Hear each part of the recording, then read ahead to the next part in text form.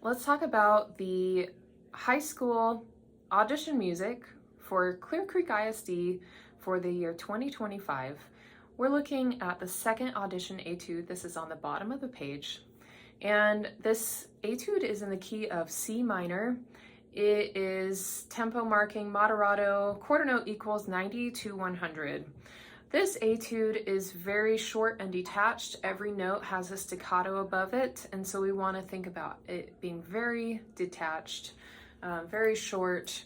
It's very straightforward. There's nothing really tricky about this etude. A lot of this is just about consistency, making the notes sound the same length, and just being able to play it accurately each time that you practice it and practice performing it. So, starting from the beginning, we don't have a dynamic marking here at the start. And so I've been telling my students, just write in a mezzo piano to remind yourself that you need to start quietly, because already into the first full measure, there's a crescendo written in. Use that second half of that second measure into the third measure to carry your crescendo up to the forte. You essentially have a scale in thirds right there, and so that's a great way to have an ascending scale help with a crescendo. Then at the peak of the phrase, it's forte. We've got an arpeggio there. You can bring down your dynamic as you descend these arpeggios to create nice shape to the phrase. After the breath mark, it's marked mezzo forte. We have another crescendo. This is following the same pattern as the first line. It's just slightly different note patterns, but same thing. Use that chromatic scale in the middle of the second line to help propel your crescendo to the forte at the end of the line.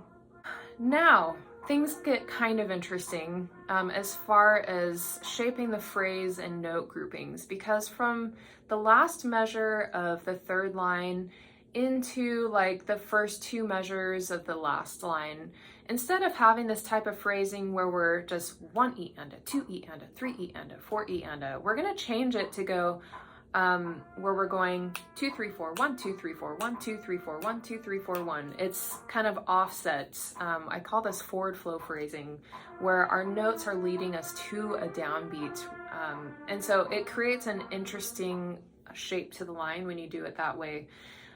So in my music, I have it marked the second line, last measure. We have a group of 5 notes followed by a group of 3 for that measure. And those last 3 notes of the measure are leading you into measure 24. So we think 2, 3, 4, 1, 2, 3, 4, 1, followed by a breath. Now, this breath right here does not give you a whole lot of time to breathe if you're trying to stay right with the metronome. I think it's okay to take a little bit of time to breathe, so long as the notes after the breath are sounding like a pickup note into the next measure. 2, 3, 4, 1, 2, 3, 4, 1. So that it makes sense. It's not like you're just taking a breath and pausing for it. Make it sound musical. You can do anything in an etude so long as you can sell it with the musicality. Now, don't quote me on that, but I'd rather hear you play it musically and take a nice big breath to support your musicality than to have it strictly with the metronome all the time. It sounds better when you take a little bit of time for a breath. We don't want to create the Grand Canyon right there.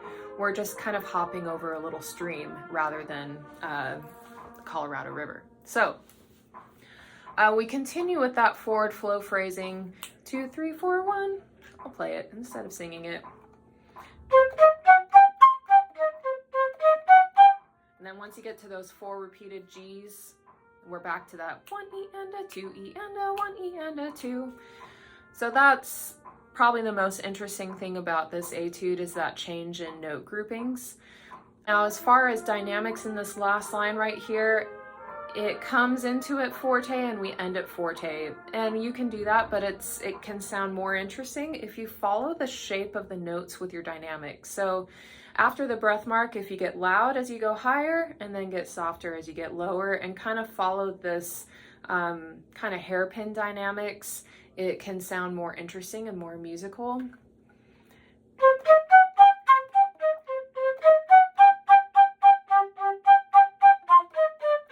But once you hit those repeated G's, just keep it nice and strong all the way to the end. I like this last line. It kind of reminds me of Super Mario music. I don't know. What do you think?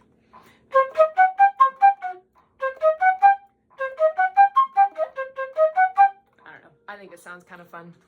As far as learning this etude and practicing it, I recommend chunking it by 4s, with the exception with, like, at the very beginning, do the first 6 notes. After the breath mark in the second line, do 6 notes again.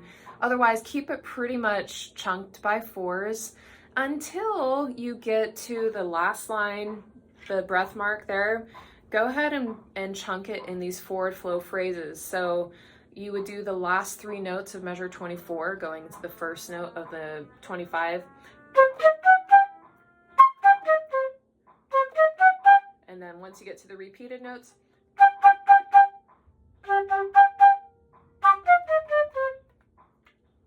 so chunk it until you feel really comfortable with the notes, then combine chunks. Maybe do it by a measure. Add 2 measures together, 3 measures, 4 measures. The other thing with chunking, you can chunk it slow, but you can also chunk it fast. Once you're comfortable with the notes, increase the tempo. You can even go up to the performance tempo and just go.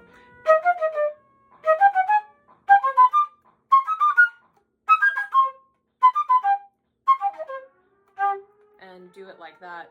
It's a great way to get your fingers moving fast and practice at tempo without the pressure of putting everything together at tempo. Then you can create larger chunks at tempo. So good luck. This is a fun etude. It's also not overly difficult, very manageable for incoming freshmen and every other grade level as well. So long as you put in the effort and the time, it's very doable. Good luck.